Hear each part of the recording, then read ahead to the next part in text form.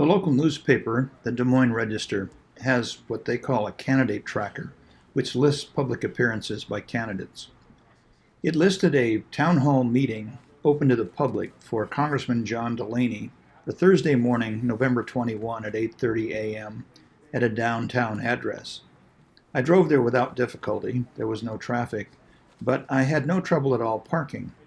And when I went to the address, I found I was at the offices of Nationwide Insurance. It turns out this was not a public town hall.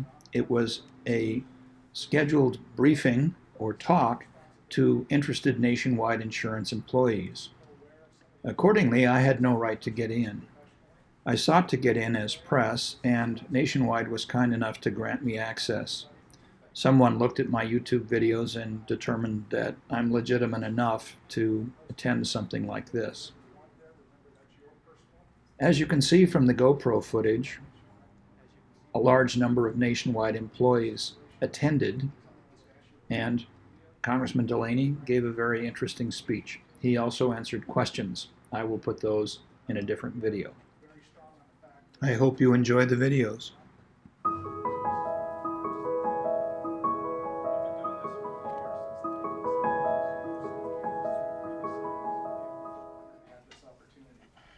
If you think about our guest today, Congressman John Delaney, born in New Jersey, son of an electrician. His mother was a stay-at-home mom, graduated from Columbia University, as well as Georgetown Law. Congressman Delaney had two successful businesses that he launched and went public with, and in 2012, he dedicated the rest of his time to be a public servant. So he was elected to Congress in the 6th District of Maryland in 2012 through 2019. In 2019, he resigned that position to be a presidential candidate, and it is our honor today to welcome Congressman John Delaney.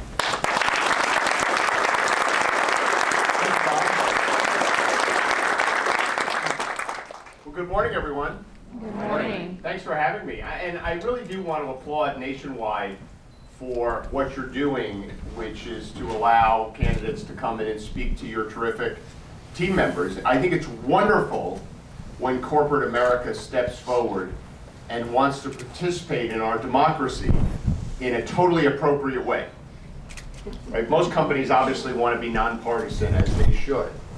But the fact that companies like Nationwide care enough about our democracy and care enough about you, their valuable team members, to make sure that they carve out time to give you an opportunity to hear candidates and other things that I've heard that the company does in terms of making sure people are registered to vote and understand all that stuff, I think is really important. Because the one thing I've learned in my life is we get the best outcomes in our society when we create that kind of environment where there's collaboration between the private sector, the government sector, and the nonprofit sector. All three of those sectors, if you will, all three of those stakeholders are incredibly important to our society. And when we have that opportunity for the three of them to work well together, you get the best outcomes for citizens. So I applaud Nationwide for your efforts to make sure that your incredibly valuable team members have this kind of time. So it's great to be with you. So I thought I'd start. I want to spend most of our time answering any questions you have. But I thought I would start by talking about a few things that don't come up all that much, unfortunately, in the presidential primary and debates that we're in the middle of. The first point is that, and you probably haven't heard this from any candidates yet, the world gets better almost every single day. If you look back over the last 30 years, the global rate of poverty has fallen every single year around the world.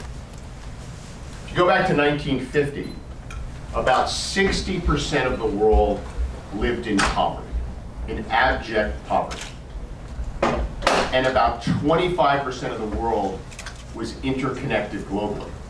So you turn the clock back 50 or 60 years ago, the condition of the world was such that most communities were not connected to other communities, and that most of the citizens in the world lived in poverty.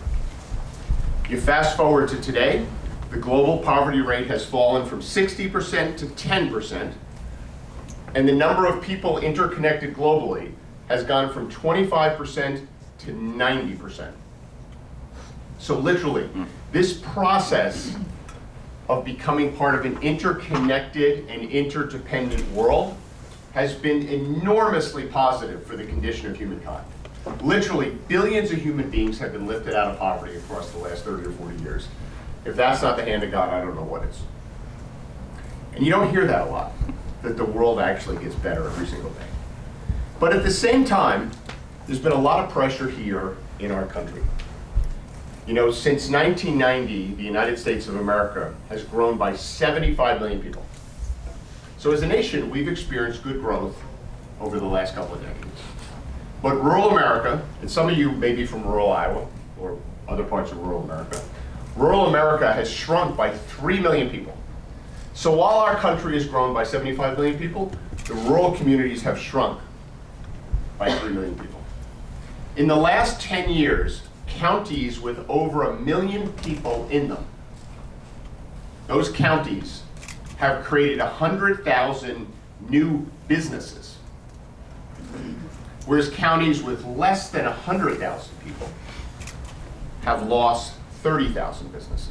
So if you're in a big county with over 1 million people, new businesses are getting created everywhere. If you're in a small county, you're losing businesses every day. And last year in our country, 80% of the money that was invested in new companies, startup businesses, that money was invested in 50 counties in our country out of almost 3,100 counties. So really the story of the world in the last several decades is the world has actually gotten better, but a lot of our citizens have been left behind.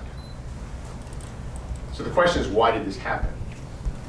Well, in my opinion, it's happened for a very simple reason, which is we failed to do our job. And when I say we, I mean the federal government. The fundamental responsibility of the federal government is to look at how the world is changing. And this world has changed tremendously. Globalization and technological innovation has changed everything. It's changing our economy, it's changing the jobs of the future, it's changing our environmental risks, it's changing our security risks, it's changing how we interact with each other, how we get news and information. It's changed everything.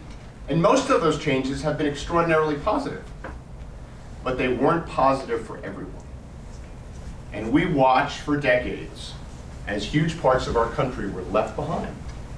And we didn't do the basic things we should have done as a nation to prepare our citizens for all of this change. And there are things we should have done a long time ago and we could have done. And we'd be looking at much different results today. So the question is, why didn't we do any of this stuff? Well, to me, it's pretty simple. We've been too busy fighting, and we haven't spent enough time actually getting things done. You know, one of the things you do, if any of you ever decide you're going to run for president, one of the first things you have to do is write a book. So when I announced I wrote a book, and the title of my book is called The Right Answer. And it comes from a speech that John F. Kennedy gave in 1958, where he said, we should not seek the Republican answer, we should not seek the Democratic answer, we should seek the right answer. And he gave that speech 4 weeks after something called Sputnik was launched. Some of you remember studying Sputnik. So if you go back and read the history books, in 1958 when the Soviet Union launched Sputnik, the American people were utterly panicked. Literally panicked. They had no idea what it meant. We thought we had lost our future as a nation. But great leaders like John Kennedy said, no. Our future is ours to build, but we have to build it together. And I think we're at a similar moment at this moment in time. There's not one rocket ship into space, but there's all this other change that's happening. And it's transforming every aspect of our society. And we really need, as a nation, as Democrats, as Republicans, as independents, to step forward and start solving these problems. We need to fix our healthcare system. I think we should have a form of universal healthcare in this country. My dad was a union electrician. He had one job for 60 years. I have 4 daughters. I think one of my daughters might have 15 jobs. Does it actually make any sense to have your health care tied to your job if you're going to be changing job every couple of years? The only reason I was able to start my first business, which I started in 1993, was because my wife, April, was working. And we were expecting our first child, our oldest daughter, Summer. And I'm a responsible person. I wouldn't have left my job and started a business if there was any chance we didn't have health care. But fortunately, my wife, April, was working, so we could switch from my health care plan to her health care plan, and I could go start a business. And my business ended up creating thousands of jobs. I think there's a lot of people who are shackled to their jobs right now because of health care. We clearly should have some form of a universal health care system. We clearly have to do things to improve the public education system in this country. Last year in our country, 70% of the high school graduates in the United States of America were not deemed eligible for the US military by the military, either because of healthcare, social, or educational deficiencies. Clearly our public education system is not serving the needs of our kids to the level it needs to. So on issue after issue, we see the fact that the world has changed and we haven't done the things we should have done a long time ago to prepare our citizens. And that's really why I'm running for president. Because I think the central issue facing this country is how divided we are. We need someone to unify us. We need someone who wakes up every day and doesn't believe half the country's entirely wrong about everything they believe, who actually wants to seek the right answer, no matter where they may find it, who wants to find common ground on these big issues and start getting things done, who wants to call for something like national service to try to get every young American serving their country in some capacity, which doesn't mean only the military, community service, rebuilding infrastructure, being part of a climate corps. Someone who's really committed to unifying this nation and actually solving these problems so that we can fulfill our most fundamental responsibility, which to me is really simple. We're supposed to leave the world better than we found it. And that's why I entered public service. You know, I've been very blessed. I grew up in a blue-collar family. It's the first in my family to go to college. I've been fortunate to be married to an amazing woman for 30 years, April, be blessed with 4 daughters. I was a successful entrepreneur, started 2 businesses, took them public, created thousands of jobs. And I really wanted to spend the last third of my life in public service. And that's what led me to run for Congress in the first place, and that's why I'm running for president. So again, I'm very grateful to be with you here today. I want to again thank Nationwide for carving out this opportunity. And what I really want to do is hear what you all have to say. I love being in Iowa. This is actually my 40th trip to Iowa. Yeah.